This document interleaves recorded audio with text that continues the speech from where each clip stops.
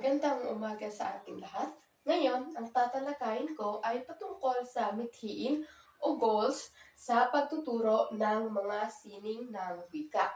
Pagkatapos ng elementarya o sekundarya, inaasahang na ipapakita ng mga mag-aaral ang mga sumusunod na ito.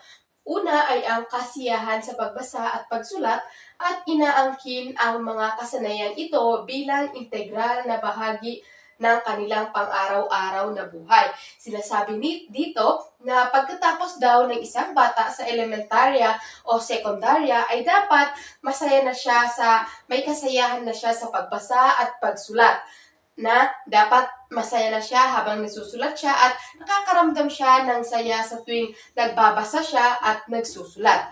Ang ikalawa ay ang kahusayan sa paggamit ng wika upang maunawaan ang kanilang sarili, ang ibang tao at ang kanilang daigdig. Dito, dapat ang bata daw ay dapat may mahusay na siya sa paggamit ng wika para maintindihan ang kanyang sarili, ang ibang tao at ang ibang tao. Dapat ang bata ay mahusay na siya sa paggamit ng sarili nating wika. Dapat marunong na siya makipagkomunikasyon sa ibang tao kahit na magkaiba sila ng paniniwala o magkaiba sila ng kultura. Ang pangatlo ay nagagamit ng mabisa ang wika bilang instrumento na maisagawa ang anumang bagay. Ang kahusayan sa paggamit ng wika, pasalita man o pasulat, ay nagsisilbing kasangkapan nila upang maging kapaki-pakinabang na mamamayan. Dito, dapat ang isang mag-aaral na nakapagtapos na ng elementarya o sekundarya, nagagamit na nila ng mabisa ang wika bilang instrumento sa anumang bagay. Halimbawa, ang bata dapat marunong na sila makipagkomunikasyon sa ibang tao, marunong na silang maipahayag ang kanilang damdamin o mga opinyon sa ibang tao. Ang next ay epektibong nagagamit ang wika sa kanilang pagsasalita, pakikinig, pagbasa at pagsulat.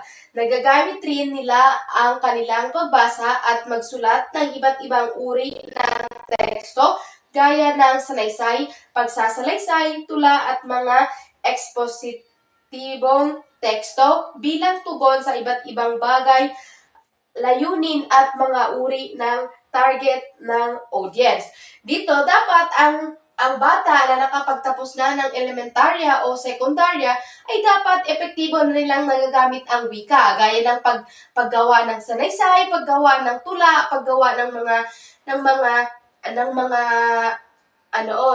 kanta, pwede ganon, mga tula, mga sanaysay, mga bagay na gusto nilang ipahayag gamit ang pagsulat o pagbasa. At dito naman, natutukoy ang wika na may intensyon ng paninipula at pagkontrol sa kanila at nagagamit ng mahusay ang wika upang tugunan o hadlangan ang ganitong mga pagtatalangka. Dito dapat ang bata ay natutukoy na nila ang wika bilang instrumento, either na sa pakikipagkomunikasyon, sa paggawa ng mga sanaysay, paggawa ng mga tula. Ang sunod naman ay dapat na maging language theorist at may sapat na kaalaman sa mga proseso ng wika, nakakaunawa at nakakagamit ng mga teknik sa paglikha ng mga kaisipang nais nilang ipaloob sa kanilang sulatin at na imo-monitor ang kanilang mga layunin at pagpoprosesong isinagawa sa pagbabasa.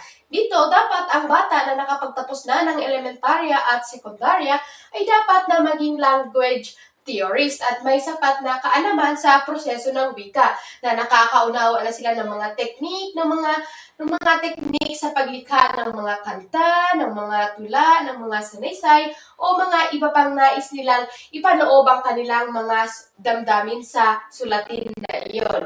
At ang panghuli ay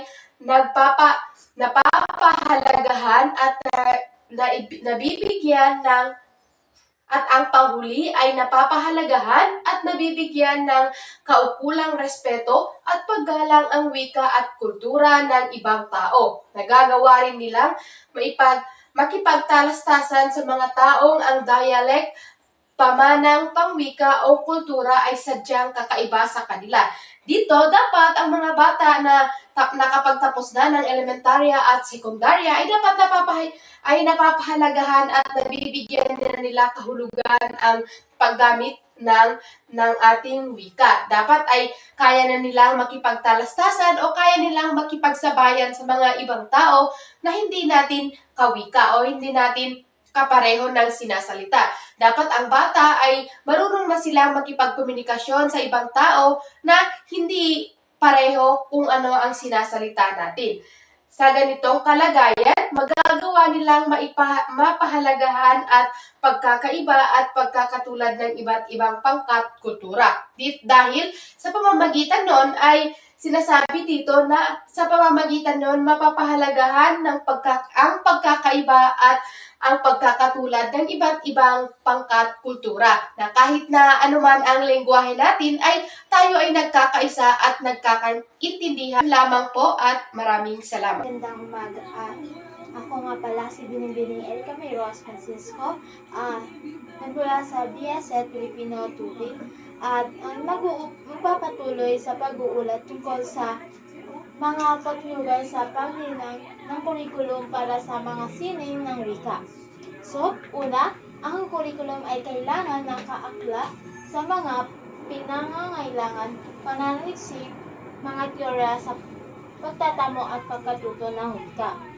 So, ang pagpaplano ng kurikulum para sa mga pagkuha at pagkatuto ng wika ay maaaring maging mas epektibo kapag ito ay nakabatay sa mga teoryang sa teoryang pangwika at pananaliksik. So kaya ang paglilinaw o layunin ng pangunahing layunin na naman ay masusunod sa pagkabago at epektibo sa mga pamamaraan ng sa pagtuturo ng wika. So, ang pangalawa, ang kurikulum ay kailangan nakapokus sa mga mag-aaral. Ang mga mag-aaral ay kailangan maging batayan sa pagtiyak ng anyo at nilalaman ng pagkaturo. So, sa makabago,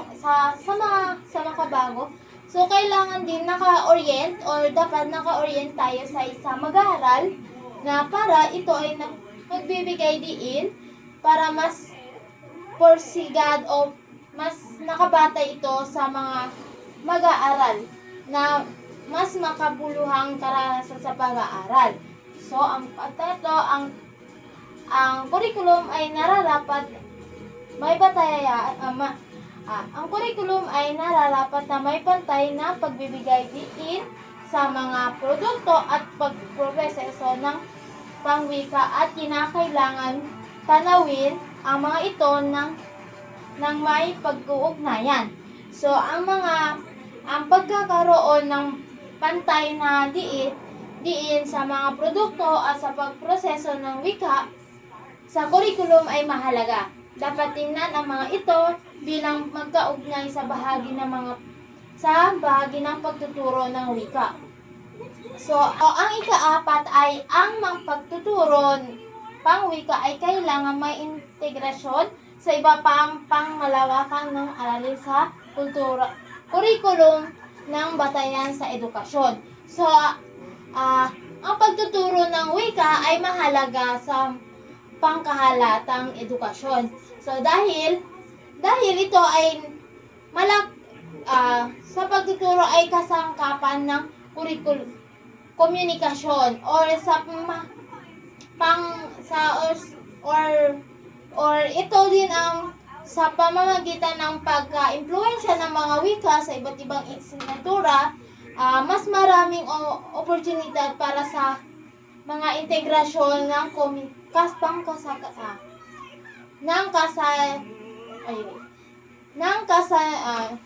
sa integrasyon ng kasanayan ng wika. So, sa ikalima naman ay ang kailangan ang integral na bahagi ng curriculum ay pangwika ay ang isang mahusay na programa sa pagtataya. So, ang isang mahusay na programa sa pagtataya sa wika ay makakatulong sa pagbibigay diin sa pagwastong pag-unlad ng kasaysayan. Or, ito din ang yung nagbibigay bukas pa ng mga oportunidad para sa paglinang ng kanilang mga kasanayan sa komunikasyon. Title 1989, ang isang epektibong programa sa mga sining wika ay hindi nararapat ng nakabatay sa mga batayang aklat at pagsusulit. Ito'y nararapat na nakapokus sa mga mag-aaral at binubuo ayon sa mga napanahong teorya at nasisimulan sa pagtatamo at pagkatuto ng wika. So, ayon kay Till, ito'y layunin na makakabuti ang pag-unlad ng mga mag-aaral sa komunikasyon or kasanayan sa wika. So, kaysa yung pagsusulit lamang or nasa tradisyon na nakabatay lamang sa aklat or sa pagsusulit.